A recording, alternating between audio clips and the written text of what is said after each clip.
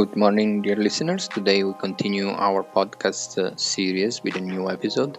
We spoke about in the last episode the ripening of different karmas, and today we continue along with the same lines with the same topic.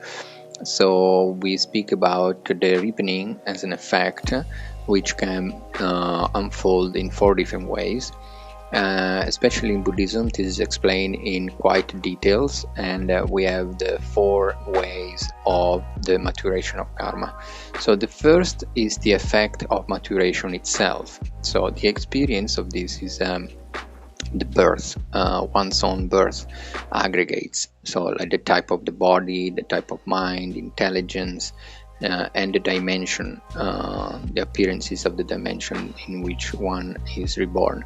So the play in the book, which the 7 laws of reality and being, I've explained in quite details all the different planes of existence, starting from the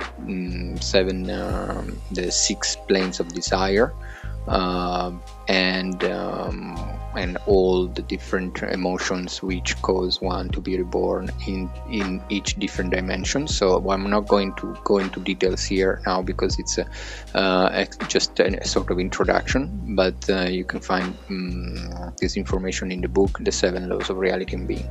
So that was the first effect of full maturation of the karmas. So once is reborn in a particular dimension with particular body, with a particular mind, and with a particular capacity to act in that dimension. The second is the effect in agreement with the cause, or the effect in agreement with the cause or compatibility. So it's compatible with the cause. This is the urge or compulsion in every moment to do, to act, to say, and to act in a similar way to what one has done before, and this is the experience in its effects. So basically, it's agreement with the cause, because one's actions are in agreement with the cause, or the causes that have matured into one's own birth. The third is called the cumulative effect, which can be related to the environment in which one is born, and in that rebirth, all the various feelings of happiness and unhappiness or neutrality that one's experiences. So the cumulative effect is also connected to the collective karma of all the sentient beings inhabiting and shaping a certain environment, a certain dimension of experience. And then the fourth is the cumulative effect of ripening, which is the tendency to experience a situation similar to what one has done before, with the same situations happening back over and over again. So if one kills once, then one is killed sequentially many times. In this case, one cause can ripen into many effects. Then there is a further explanation also about the differentiation between the throwing and the completing karmas. So the throwing karma is basically the set of all the causes that have the potentiality to throw one's consciousness into a new birth. And the completing karma is the responsible for shaping that birth. So for example, one is reborn as a dog, but then due to the throwing karmic causes, and depending on the completing causes, one can either be a stray dog or a dog in some rich household. So these two, the throwing, the completing.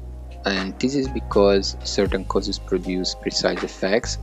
For example, actions of generosity can produce effects of wealth and enjoyment, and basically all different causes have a precise different maturations of effects.